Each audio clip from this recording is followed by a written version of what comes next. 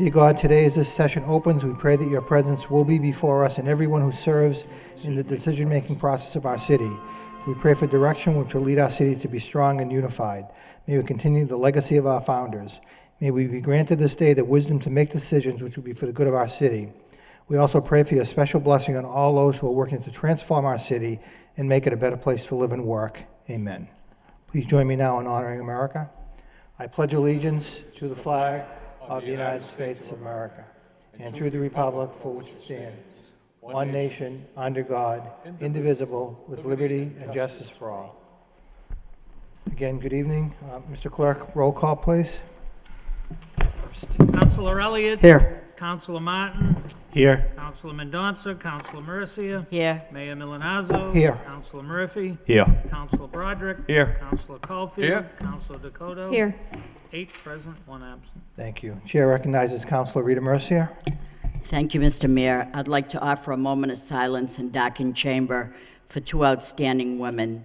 The first is for Josephine Jo Sheehan, a member of a well-known family. She was the beloved wife of Tewksbury Board of Health member and former owner of Sheehan's Tewksbury Pharmacy, Edward Sheehan, with whom she celebrated their 55th wedding anniversary on August 27, 2010. She was raised in Lowell and attended and later graduated from the former St. Patrick's Parochial Grammar and High School. She competed and won the honor of being selected Miss Lowell. She was also a talented singer and sang with Tony Dorsey's band, as well as being a member of an opera company.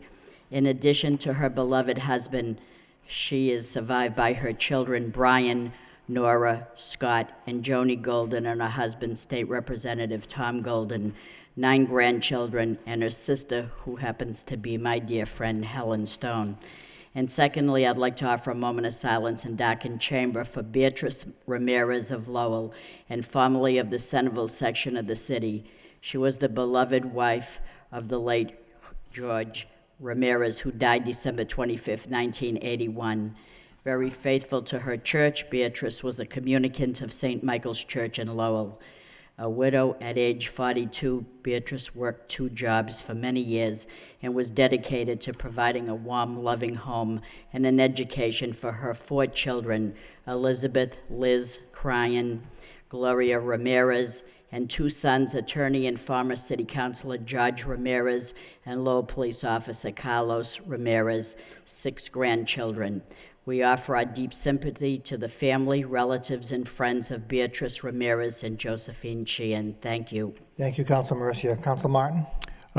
Thank you, Mr. Mayor. I'd like to also add a moment of silence for Teresa Terry Oliveira. Terry was a former librarian here in the city of Lowell at the Butler School and was very active supporter of many youth organizations, the Oliveira Little League, which was named for her son James, the Sacred Heart Cub Scouts, and as I mentioned, the school at the Butler School. She's survived by her husband Neil, who was also very active in the Little League for many, many years, her 4 children, and also was the mother of the late James William Oliveira, died in an accident in 1964. So Terry was a very strong supporter of everything that she did, was a devoted family person, very committed to her neighborhood and community, and will be sorely missed.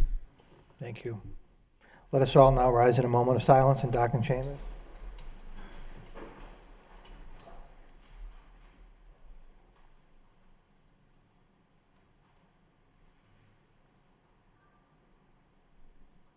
Thank you. May they rest in peace. Moving on with the agenda, the first item is the approval of the minutes of the April 19th meeting for acceptance. Motion by Councilor Caulfield, second by Councilor Broderick. Any discussion? All those in favor signify by saying aye. Opposed to vote. Under City Manager, communication from manager, responses to council motions and requests. Anyone want to be heard on any items? Councilor Murphy. Thank you, Mr. Mayor. We received in our packets this week a response to the motion I had made about prescription drug discount card program, and it looks as though we may be able to implement this here in the city. But I just wanted to thank Donna McIntosh and the manager's office for working on this, as well as Paulette Renault Karajanis, the member of the Board of Health here who pointed me in this direction. So thanks. Thank you. Anyone else on responses? Hearing none, motion to accept and place on file by Councilor Murphy, seconded by Councilor Mercia. All those in favor signify by saying aye. Opposed, the vote. Under communication from City Manager, we have one request for out-of-state travel. It is from Michael McQuaid, Director of the Career Center of Lowell. Respectfully request permission to travel to the National Association of Workforce Development Professionals Turning the Tide Conference in Virginia Beach from May 15th through May 19th. Move approval. Move approval by Councilor Elliott, seconded by Councilor Caulfield. Roll call. Councilor Elliott. Yes. Councilor Martin. Yes. Councilor Mendonça. Councilor Mercia. Yes. Mayor Milanazzo. Yes. Councilor Murphy. Yes. Councilor Broderick. Yes. Councilor Caulfield. Councilor Dakota. yes, 8 yeas, 1 absent. Next item, Constable bonds, 2 renewals for term January 4th, 2011 to January 7th, 2014. It's from the city manager to Mr. Johnson, our city clerk. Please find attached 2 applications for constableship for the current term beginning on January 4th, 2011 and terminating January 7th, 2014 in the city of Lowell with my signature as submitted to me by Norman Duraco, 328 Mammoth Road, Lowell, and Stephen A. Jones, 282 Walker Street, Lowell. Thank you for your attention to this matter. Please do not hesitate to contact me if you have any questions. Any comments, questions? Yeah, we Councilor could Mercier. take them both together. Take them both And I'd move together. approval. Move approval by Councilor Mercier, second by Councilor Broderick. Any discussion? Roll call. Councilor Elliott. Yes. Councilor Martin. Yes. Councilor Mendonça. Councilor Mercia. Yes. Mayor Milanazzo. Yes. Councilor Murphy. Yes. Councilor Broderick. Yes. Councilor Caulfield. Yes. Councilor Dakota. yes, 8 yeas, 1 absent. Thank you. The next item, we actually have someone who's registered to speak, but let me read the vote. In City Council vote to authorize the city manager and the Department of Planning and Development to prepare and submit an application to the Massachusetts Department of Housing and Community Development, DHCD, to designate 169.1 and 169.2 Bridge Street in the city of Lowell as an extension of the existing smart growth zoning district under Mass General Law, Chapter 40R. Whereas Joseph R. Mullins, through Massachusetts Mills 3 Limited Partnership, a Massachusetts Limited Partnership, as the owner of the property known as Massachusetts Mills 3, petitioned the City Council on February 15, 2011, to take whatever action is necessary to submit an application to the Department of Housing and Community Development to designate 169.1 and 169.2 Bridge Street in the city of Lowell as an extension of the existing smart growth zoning district pursuant to Mass General Law, Chapter 40R. And whereas 169.1 and 169.2 are shown on lots 3 and 4 on the plan attached hereto marked A, and whereas a public hearing was held on Thursday, April 21st, 2011 at 6 p.m. in the Arthur Hammer Conference Room at the Department of Planning and Development for all interested persons relative to the extension and amendment of Lowell's Chapter 40R Smart Growth Zoning to include property located at 169.1, 169.2 Bridge Street in Lowell. And whereas the City of Lowell supports the desire to establish a smart growth zoning district in the area of 169.1 and 169.2 Bridge Street, whereas Mass General Law, Chapter 40R offers financial incentives to communities that adopt overlay zoning districts in qualified smart growth areas. Now therefore be it resolved by the City Council of the City of Lowell that the city manager and the Department of Planning and Development are authorized to prepare and submit an application to the Massachusetts Department of Housing and Community Development, DHCD, to designate 169.1, 169.2 Bridge Street in the city of Lowell as an extension of the Smart Growth Zoning District under Mass General Law, Chapter 40R, which was created by ordinance adopted by the City Council on August 26, 2008. There's no objection. Second reading by title. In City Council vote to authorize the city manager and the Department of Planning and Development to prepare and submit an application to the Massachusetts Department of Housing and Community Development, DHCD, to designate 169.1 and 169.2 Bridge Street in the city of Lowell as an extension of the existing smart growth zoning district under Mass General Law, Chapter 40R. As I stated, we do have someone who's registered to speak. John Rudzinski.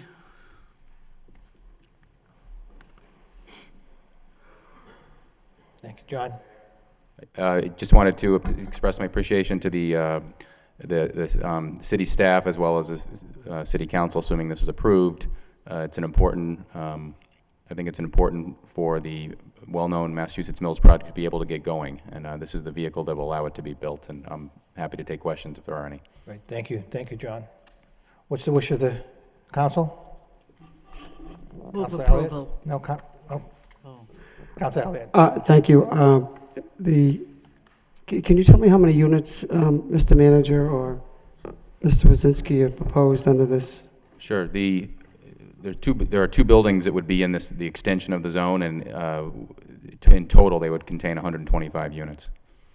So the communication indicates we may receive up to $3,000. So how do we get that money in return under this designation? And my other question is, what is the current zoning right now, and how will this new zoning be affected by? I think it's a good idea. Don't get me wrong. I just have a couple of questions. No, I think these are very valid questions, Councillor, and I'm going to ask Mr. Bakey to respond to both of those questions. We have, as you know, we do have a district already in place, and projects have already been working to take advantage of that. But I will ask Mr. Bakey to address each one individually and explain the process that the state goes through in authorizing this and turning over the necessary the funds that would come to the city. As some of you may recall from the time we did this a few years ago for the what's now the Hamilton Crossing project that some people may know as the CMAA and Adden Furniture buildings on Jackson Street, or the Courier Citizen buildings on Jackson Street. This is basically another application of the same zoning tool that this council created back in 2008. And at the time we created it, we anticipated that it might be valuable for some other properties, including this one, going forward. So this is just pretty logical follow-up at that point. The program is a program that was created a few years ago by the legislature in response to the concern that housing was a drain on municipal resources. And the state felt that we needed more housing to be able to be built in the state and at certain densities that most towns, not Lowell, but most towns were prohibiting. And so what they did was they said, if you, a community, are willing to adopt zoning that allows housing to be built by right at certain densities, we will in exchange provide you with incentive payments from the state treasury to pay for what some perceive to be the added cost of having more residential development and residential use. Now, in the case of Lowell, we already do most of the things they were trying to incent other communities to do. So in our case, this is really viewed as basically an opportunity for the state to, I guess, reward us for the kinds of things that the city is already doing. The payments come, as you again may recall, in two forms. The first is they do provide what they call a planning grant, basically, that's an incentive for creating the district in the first place. We are still in conversation with DHCD to understand exactly how they would calculate that for this particular project, because they have asked us to treat this as an extension of our existing zone. Even though it's a little confusing, it isn't directly contiguous, they still consider it an extension. We believe it could be about a $100,000 payment that would come to the city for simply creating it, though. Then for each housing unit that is permitted, that actually obtains a building permit in either district, the existing one, or if we adopt the new one, the city will then receive from the state $3,000 for each unit that gets permitted as they get permitted. So again, it's basically a way of having the state supplement us. The process for adopting this is a little more complicated than a normal zoning change. The first step is the step that we're dealing with this evening, which is the city council in a formal session in a public manner acknowledging the interest in at least pursuing this, and that's essentially what you'd be doing with a vote this evening. Following that, we will then submit an application to the state for the designation. The state will then presumably authorize us to basically proceed with the zoning change, and then at that point you will see what looks like a typical zoning change process to actually adopt the zoning for the district. So the vote tonight is not really taking any action other than saying we'd want to pursue this. The actual vote to create it will be at a later date if all of those steps happen first.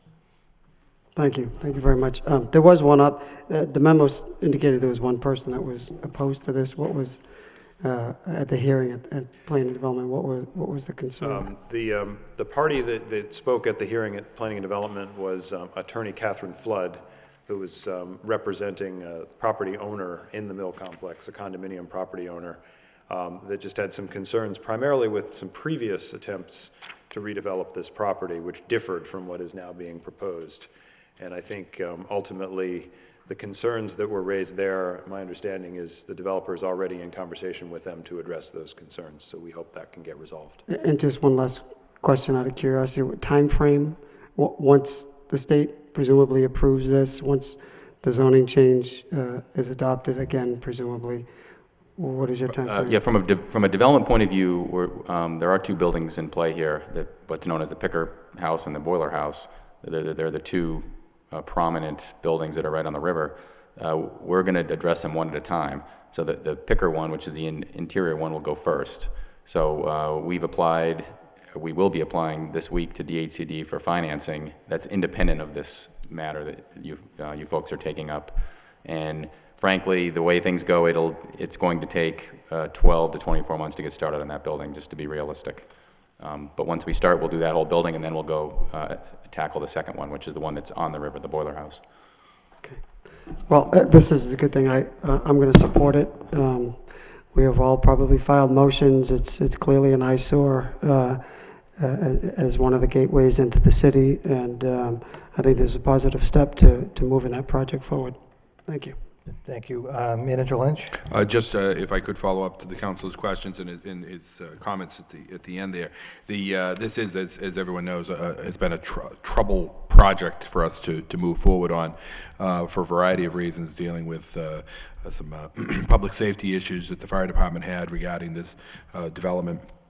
And access and their concerns, and also the historic people with regards to the how this property is going to be restored. And a compromise was reached, and it took quite a bit of work of the developer as well as the staff and the national park and obviously the fire department to make this all come together. It is, as I say, it's been a problem property as an eyesore. It's also been a problem property in terms of people trespassing onto the property and causing some problems. So it's also been a nuisance property for us and for the developer. So quite a bit of work has gone into this. The development has been very warmly received by the proposed development's been very warmly received by the Centerville people who have to look at it, and they've come out strongly in favor of this project moving forward. So we're very pleased that we've reached this point, and we think this is a very important project for the city.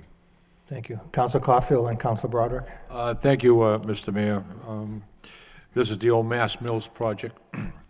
I can remember Mayor Howe, 1989, we had a huge meeting at the Smith-Baker Center where Joseph Mullins was ready to rehab Mass Mills as we know it now. This is long, long overdue. And as many speakers have indicated, it is an eyesore, not only to Centerville, but the entire city. And I only have one question. There was an issue with the fire department about getting around the back there for safety issues. Has that been addressed? That has been addressed. That, as I said, that's been addressed through negotiations with the national park and the historic people, so that the necessary changes can be made to that structure that will allow the fire department the access that they need. Well, Mr. Mayor, Mass Mills, as we know it now, is a beautiful, beautiful structure. Well done. But it's like having a fine diamond, only half shining, and the other half is this right here. And let's make that shine too. Thank you. Thank you. Councilor Broderick. Thank you. Councilor Caulfield actually touched upon what I was going to ask, is the use and the number of units, and I assume whether it's going to be affordable market rate, and the sign off of all the departments would be handled at a further date through the permitting process, correct? I guess maybe to Mr. Baggy? It would be handled through a permitting process, but one of the things that this zoning designation does is it allows this particular use to be by right. So there would not be a special permit process. There would likely be a site plan review process, and certainly there would be a normal permitting process going forward through there. But there would not be, if this type of zoning is applied, there would not be a special permit process any longer, which would be the case to do it under the current zoning today. Okay, it would deal with parking spots, fire access, emergency access, those types of issues, so? Yep. Site plan review would deal with all those things, yes. Okay, thank you. I mean, this is obviously something that's been kicking around for a number of years, and they couldn't get permission to tear it down and rebuild, and it's been a hazard, I think, for a number of years that I've been aware of, and I think this is probably the only use to get it back up and running. Thank you. Thank you. Council Martin? Thank you, Mr. Mayor. And it's not necessarily relevant to the zoning discussion, but you did mention applying for financing through DHCD. A project like this is probably going to be for mostly lower moderate income affordable units. My question is, does the zoning district or either the financing, I expect the answer is yes, it requires some restriction on that use, but is that expire at some point in time? Is it a permanent restriction, if you know? Well, the zoning designation does require that projects be developed with at least 20% affordability to them. I believe that I suppose it's conceivable that when the financing and the associated deed restrictions expires, the project could convert to a fully market rate project, and the zoning wouldn't be able to prohibit that at that time.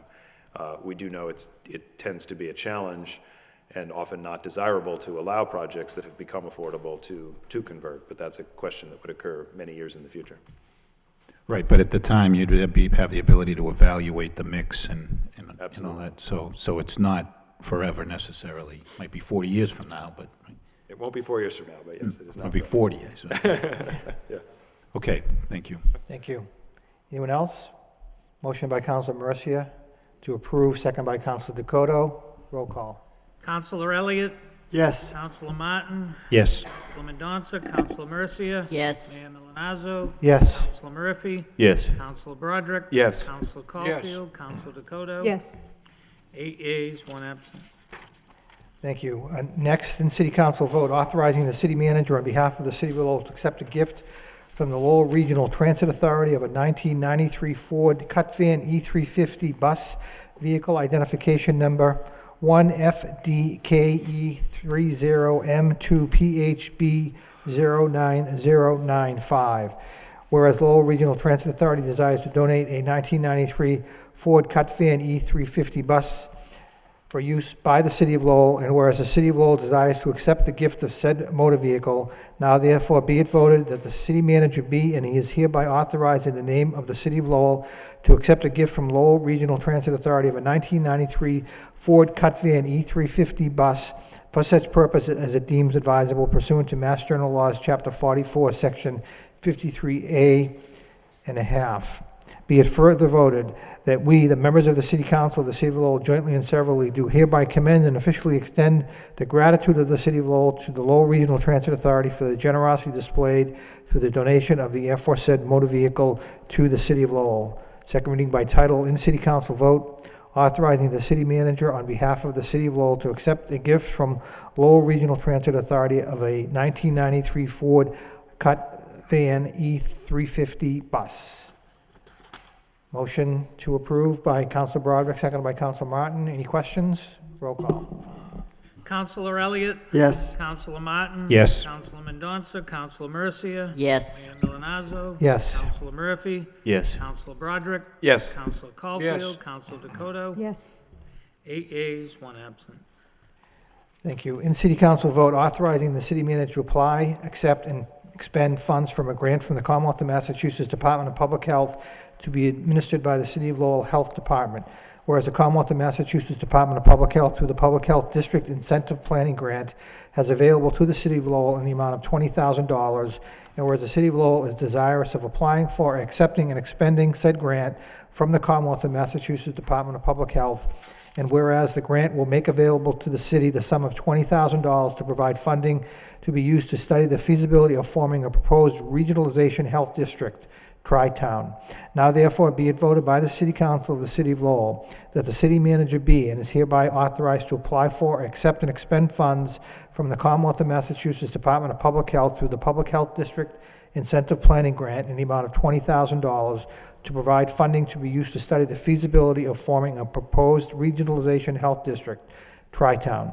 Be it further voted that the city manager, on behalf of the City of Lowell, be and hereby is authorized to execute any and all documents necessary in connection with said grant from the Commonwealth of Massachusetts Department of Public Health, including the expenditure thereof.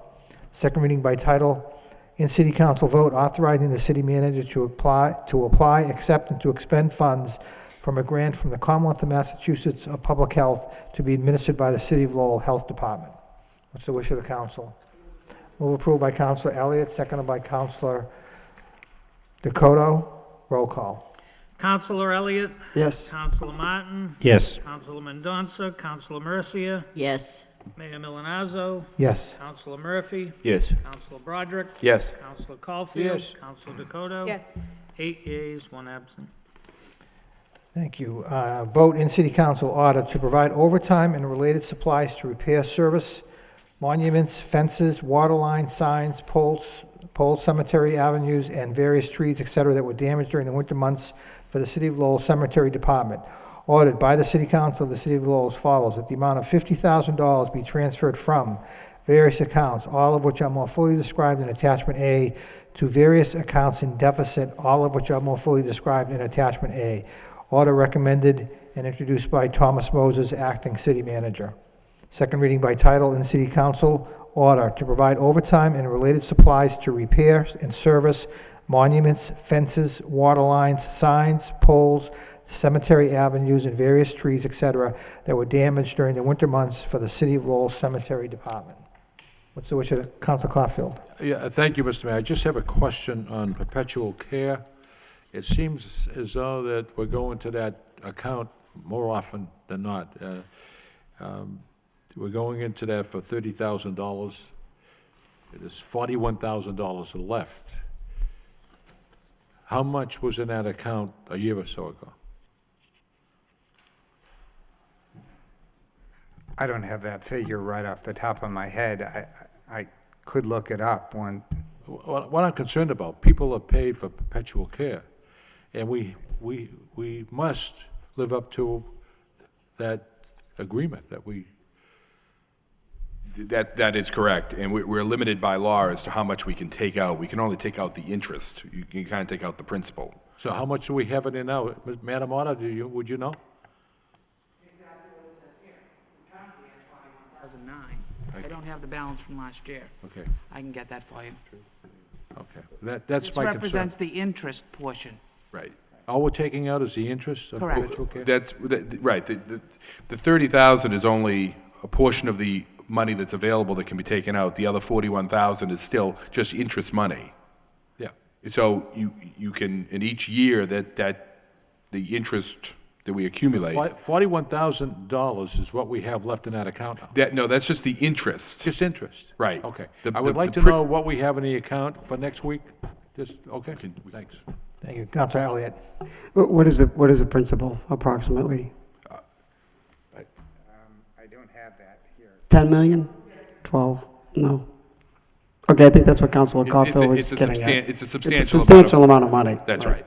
I want to follow up on a note in the, And if I may, just to that point, really drawing off of the interest on a regular basis, that's the intent of the perpetual care account, is to provide funding for the care of the cemetery. That's why people paid into the account. I'm just concerned that we have enough money in that account to keep that up. Right, but we can never draw it down below the principal. Councilor Elliott. thank you, Mayor. The memo indicates that this is to pay overtime for people that are out on the job injuries. How many people do we have out on workers' comp? Currently, we have 3. 3. So there's 4 employees at the cemetery. One came back. We currently have 1 employee that is not on workers' comp.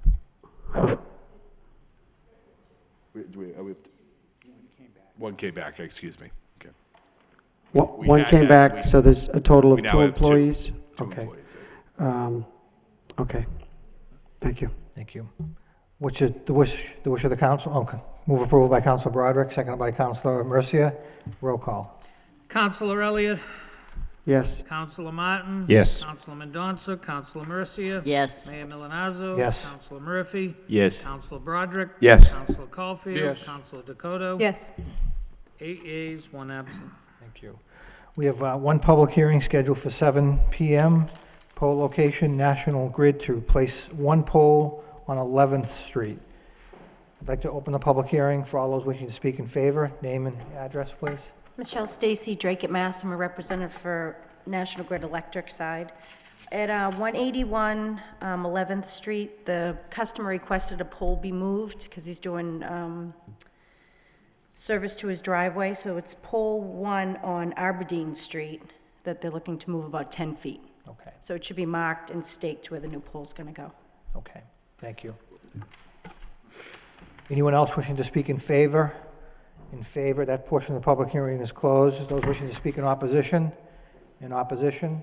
Public hearing is closed. What's the wish of the council? Move approval. Move to refer to the wire inspector by Councilor Mercia, seconded by Councilor Caulfield. All those in favor of referring it to the wire inspector signify by saying aye. Opposed to vote. Thank you. Thank you. Going back to the agenda, any subcommittee reports this evening?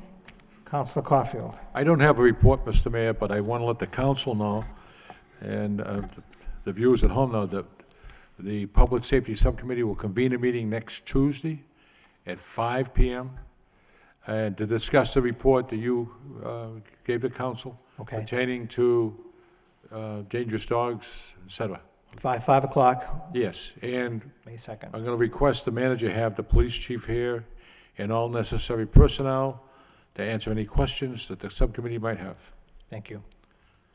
Thank you, Councilor Caulfield. No other reports? Moving on to the petitions, we have a petition from Attorney Eliades for Scaff Enterprises requesting extension of Berkeley Avenue. Motion by Councilor Elliott, seconded by Councilor Martin, to refer to the Law Department. All those in favor indicate by saying aye. Opposed to vote. Next item, Roland Beavis, 25 Hilda Street, request handicap parking sign. Refer to traffic engineer by Councilor Mercia. But I'd amend it, Mr. Mayor, for a 60-day trial. Motion by Councilor Mercia to amend the request for a 60-day trial. Second by Councilor Elliott. All those in favor of amending it for a 60-day trial signify by saying aye. Opposed to vote. It will also be referred to the traffic engineer. Thank you. Next item, move Lowell forward. Would like to address the city council on stabilizing the city finances. We have a number of people for Move Lowell Forward Political Action Committee who are registered to speak. This eventually will get referred to the city manager's office, but we do have, and I'll ask the clerk to call their names. Cliff Krieger. Yes, sir. Microphone is yours, Mr. Krieger. Thank you. And thank you for the opportunity to address the City Council and the administration. I'm Cliff Krieger. I live at 77 Mansell Street here in Lowell, and I'm the chairman of Move Lowell Forward. And with me this evening is Mr. Joe Smith, also Move Lowell Forward. We are a nonpartisan political action committee with the goal of further improving the City of Lowell, or contributing to the further improvement of the City of Lowell. Our purpose with this paper is to advance some ideas that we think can lead to economic growth and improvement in city finances. You know, we feel the administration and city council have positively affected the city in the last several years in spite of the stagnant economy and the reduced state aid. And we've been impressed with the reorganization of inspectional services as an improvement. Moving city forms and information online has been helpful. You all have maintained services despite forced reductions in city workforce and kept the tax increase to 2.5% of the base plus new growth. We like the hiring of the data analyst and the use of a performance-based budget to improve efficiency. And there are a lot of other things that have been done. We feel further actions to encourage economic growth could positively affect the city in the long term. Now may be the best time to set the policies that would guide the city in the future. And some of the things we addressed in our paper are a revisit of the tax levy policy of 2.5% plus new growth, which creates a 4 to 4.5% increase in tax levy, which is justified when state aid is reduced, but should be reduced if state aid stabilizes in the future. Continued effort to contain health care and pension costs, and perhaps considering an accrual method for retiree health cost sharing, eliminate artificial reduction in cost of high-cost options and things of that nature. Promote economic growth in the commercial and the industrial sector, gradually reducing the rate to attract more business without shifting the burden to the residents. And some of the things that we were thinking about for the fiscal year 2012 budget is that the city should build on the financial goals stated in the fiscal year 2011 budget and incorporate a total capital plan and provide this with department level summaries of changes. The budget is in many ways our strategic plan for the city of Lowell. We should set priorities now for local aid allocation, and we should plan on retaining the meals tax of 0.75%.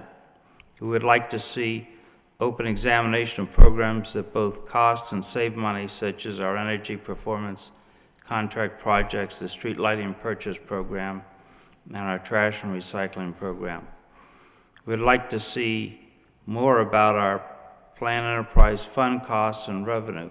And Mr. Smith here, or I can answer any questions you may have either at this time or at a future subcommittee meeting if you wish.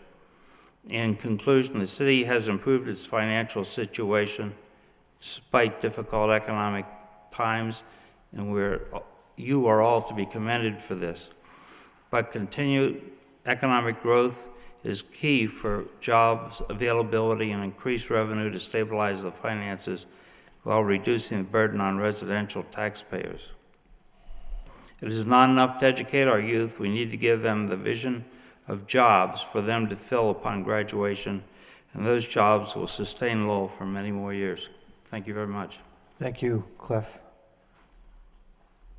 Mr. Smith? Yeah, I just want to build on a few comments that Cliff made. Going back to what we had surveyed for candidates for city council of what you would do to help the city finances, we were very pleasantly surprised that you basically followed through on all of them, and we're happy to see that. So what we're recommending here is steps beyond those going forward. We hope you take good consideration of them. Thank you. Thank you. Thank you, Mr. Smith. What's the wish of the council? Refer to the city manager by Councilor Mercia, seconded by Councilor Dakota.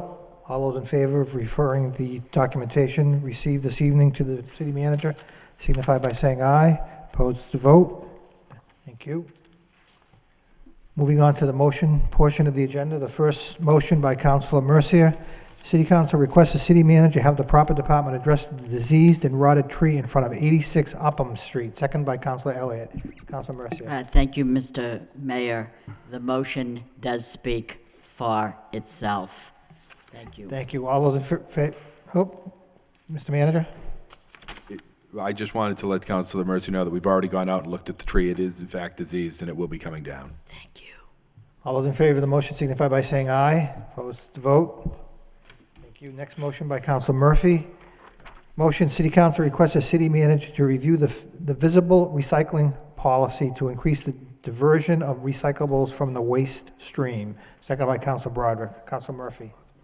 Thank you, Mr. Mayor. This doesn't necessarily speak for itself, so it's going to take it.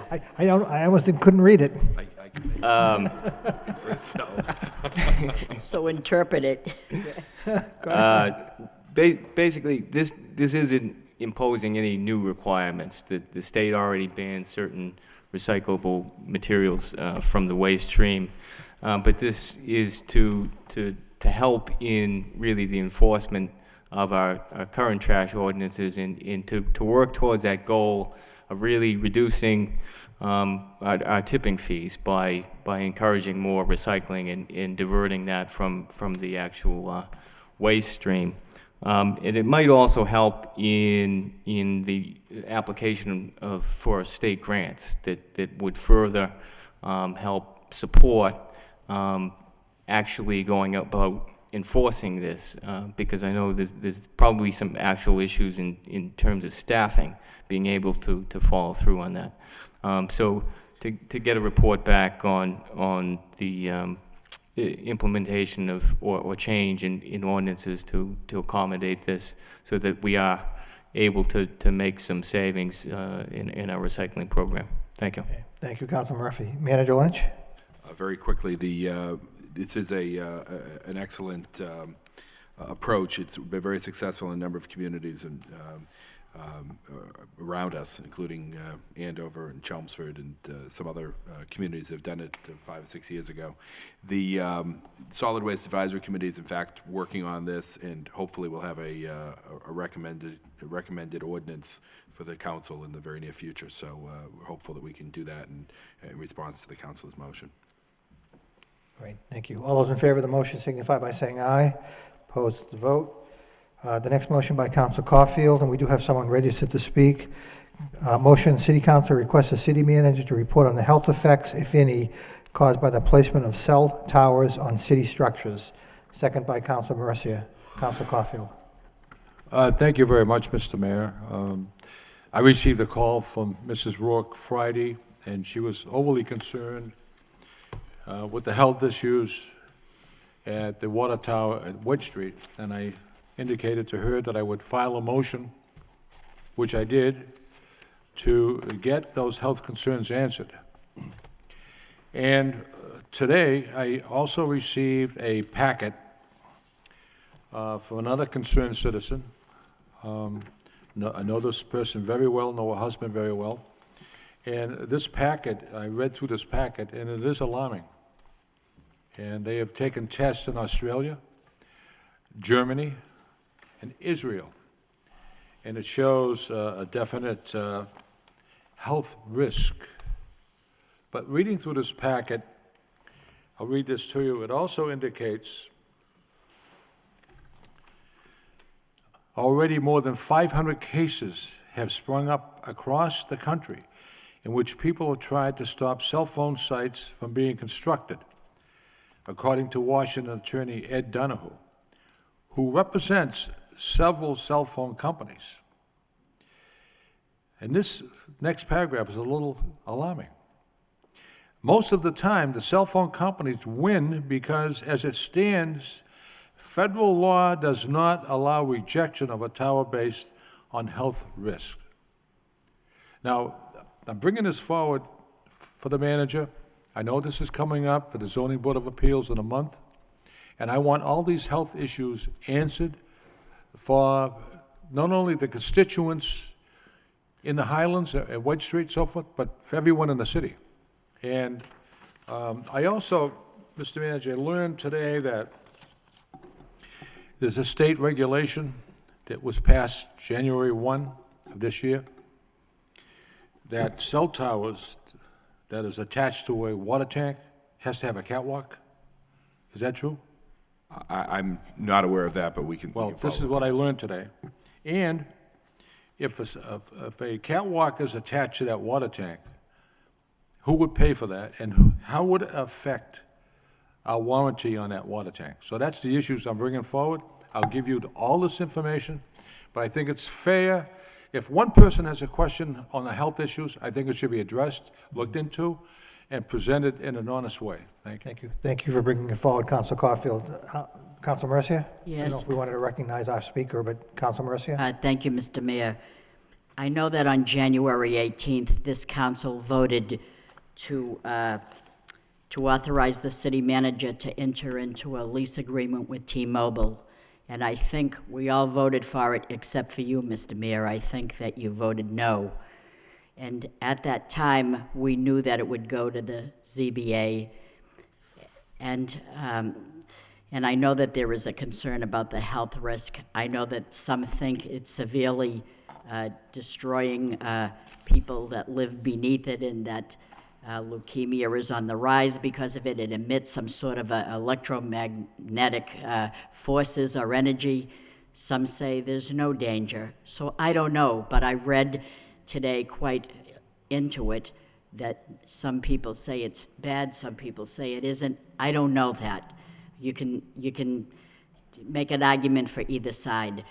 Having said that, it is true that the law states that you can't do away with this agreement because based on health risk or the appearance or the assumption that there is a health risk. You can't do that. But I'm concerned because I'm hearing so much more than I thought I ever would, and I think that if I were on top of it, I would have said, I vote yes contingent upon the fact that there's no neighborhood objection, but I don't think we could have done that. And having voted in the positive, I know that we're generating revenue, $1,800 a month or whatever from that. I know that there's people, they want communication, and that's prevalent today. You can't even go down the street. I mean, I was talking to my daughter on the phone, and my cell phone died, and I was nervous about it, thinking, oh my God, what if I get a flat? Who am I going to call? I can't call AAA. I can't call anybody. So I don't know what we did years ago bringing up children and not having a cell phone, and I don't know how much it would have cost me to afford 4 for the kids, but the thing is, we know we need communication. We know that you need cell towers, but yet, please, we know we need prisons, but don't put them in my backyard, and it's almost the same thing. And I feel for the people that are saying, I'm afraid, right under that tower, water tank is a park for children. So you cannot disallow that for health reasons, but you can say that this is the wrong location. And I'm not saying we don't need it or we don't need the money, but I'm thinking, rather than throw it out the window, I think there's a better site available. I think the landfill has a building there which would be in the same service gap area as the tower. So although I'm saying I'm sorry I kind of voted for that, and I'm going with the residents who are afraid of health risks, and I can't prove one way or another. And I feel like you, Mr. Mayor. I didn't really want it on Andover Street because that is another neighborhood which close proximity to many residents. Same with this one here in the Highlands. But I'm looking at the landfill thinking, is there really that much, is it gonna harm anybody in there? I don't know. So these are the things that I'm thinking about, and so I think there is a lady here ready to speak. Kathleen Rourke is registered to speak. Good evening. Thank you for being so patient. Thank you. I'm Kathleen Rourke. I live in the Highlands. My children, my grandchildren live in the Highlands. All my friends live in the Highlands, and my family. So I'm also a member of the Highlands Neighborhood Group, and I've never talked through one of these, so am I too close? Let me know. Okay. I'm here representing the neighbors that are around that park tonight. I'm also, this was very impromptu that I called Mr. Caulfield, and a last minute thing, so nobody knew about this, so because I'm the one that called and I knew, but didn't have time to let people know about it. Also, we're aware of the fact that we can't use the issue of health in this issue, but I just had a small, short statement I wanted to read because I am concerned, and a lot of people are. Last week at a neighborhood meeting in the Highlands, I learned for the first time of the city's proposal to allow a cell phone tower to be built by T-Mobile on top of a water tank located at 78 Wedge Street, right in the middle of our neighborhood toddler park, and just a few 100 feet away from the Daly School and the Bailey School. By doing so, I understand the city will collect $1,800 in rental fees. But I was shocked that the city would put such a source of electromagnetic radiation so close to our most vulnerable population, our toddlers who play in the park, and the nearly 1,200 elementary school children in the nearby Daly and Bailey schools. These towers have been known to cause increased rates of leukemia, brain tumors in recent studies. When we raised the issue of our children's health at the neighborhood meeting at the Board of Health last week, we were told by T-Mobile, their representative, that we could not fight against this tower being put up in our neighborhood on the basis of health concerns for our children. We were informed that Congress had passed the Telecommunications Act of 1996, banning any town or city from using the issue of health concerns as a reason to ban a cell tower from being built. As a grandmother of 3 toddlers who live close to this park, who spend many hours playing there, I was shocked to hear that the health of our children was not to be considered in making this decision.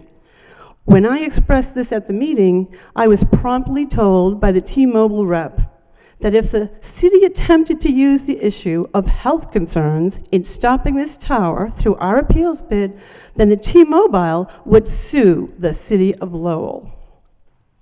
I almost fell off my chair at that point, but I don't know of anything that is more important than the health of our children.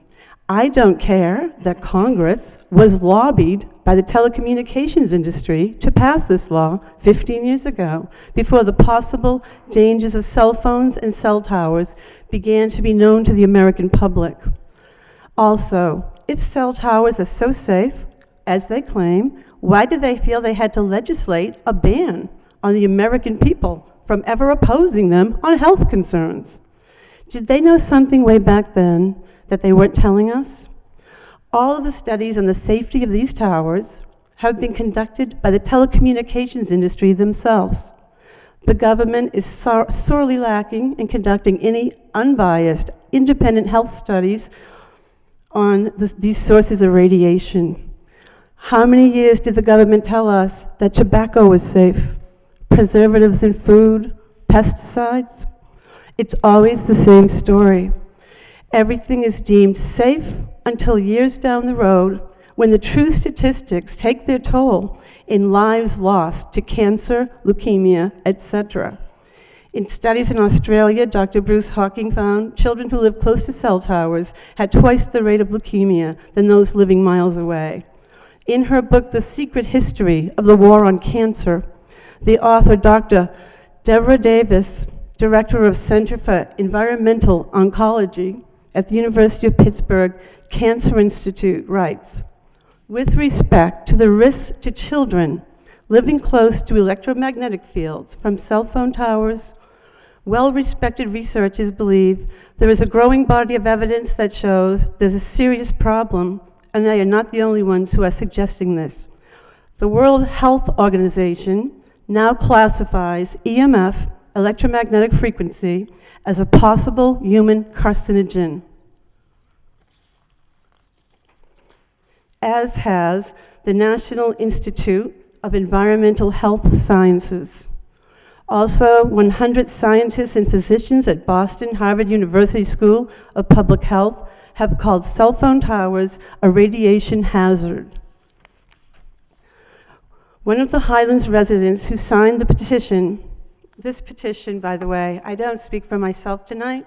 These are the signatures of over 100 residents of the Highland area who are opposed to this plant, to this power being built. And I'm almost done, so bear with me, but this is important. Our Highlands neighborhood, one of the residents who signed this petition is a nuclear engineer with over 30 years of experience working with nuclear reactors across the country in the field of radiation. He stated emphatically that this was the worst possible place to put a cell phone antenna. He also mentioned it's a well-known scientific fact that children are the most vulnerable to radiation. They absorb twice the amount that an adult does. They are biologically more vulnerable, their skulls are thinner, their tissues, including their brains, are not fully developed. Our Highlands neighborhood has been handicapped in our fight against this tower going up. I should say towers, as they are reserving space for 2 more additional towers, I understand, thereby tripling the radiation level of exposure to our park and our schools. I would ask that the council act in the future to deny these cell tower requests in any thickly residential area near our park or our schools, thereby sparing other neighborhood groups the anxiety and the fear that we are facing now in the Highlands to stop this tower from going up. I believe that only commercial zoned areas should be considered for use. I believe we need a motion to have a specified distance that these towers can be placed near a park or a school. I think a lot of you were misled to think there was no neighborhood opposition, and that isn't the case. We knew nothing about it, nothing about it. And as soon as we found out what was going on, people are up in arms. They can't sign petitions fast enough. They are just so upset over this risk to our children's health in the Highlands. And so I just want to close on that there's going to be a neighborhood meeting in the Highlands at 7 o'clock on May 11th. And I just hope that a lot of the Highlands folks, I believe it's at the Daily School, and I hope that a lot of the folks will get more information that night. And we'd like to, anyone, you're all invited to attend too. Thank you very much. Thank you, Kathleen. Any further discussion? Motion, Yes. Council Mercia? Thank you. Just for a point of interest, the ZBA held a meeting last night at 6:30 on this very issue. It was postponed and continued to May 23rd. May 23rd at 6:30 right here, so I just wanted to tell you Okay, that. thank you. Okay. Okay, thank you. Motion to approve the motion. All those in favor of approving the motion signify by saying aye. Opposed, vote. Thank you. Anything else to come before the council? Yeah. Councilor Caulfield. Mr. Mayor, before you adjourn, I just want to let the viewing audience know that preventing opioid overdoses, what students and parents need to know, and that will be held 7 to 9 p.m. Wednesday, April 27th at the Cyrus W. Irish Auditorium at Lowell High School. I attended that meeting last year. District Attorney Leone was there, Representative Golden, Manager Lynch. There were numerous speakers. This is a serious issue, very, very serious issue. And they had a meeting similar to this in Chelmsford. And there were people standing, and that auditorium holds 1,000 people. So I'd like to see as many people attend this meeting as they possibly can, because people have to know the drugs you might have in your bathroom could be dangerous, and they should be addressed. So, And that's tomorrow night at 7 o'clock. 7 to 9, Wednesday, April 27th, yes. Very good. Thank you. Thank you, Councilor Caulfield. Anyone else? Motion to adjourn by Councilor Martin, seconded by Councilor Broderick. All those in favor signify by saying aye. Opposed? We stand adjourned. Thank you.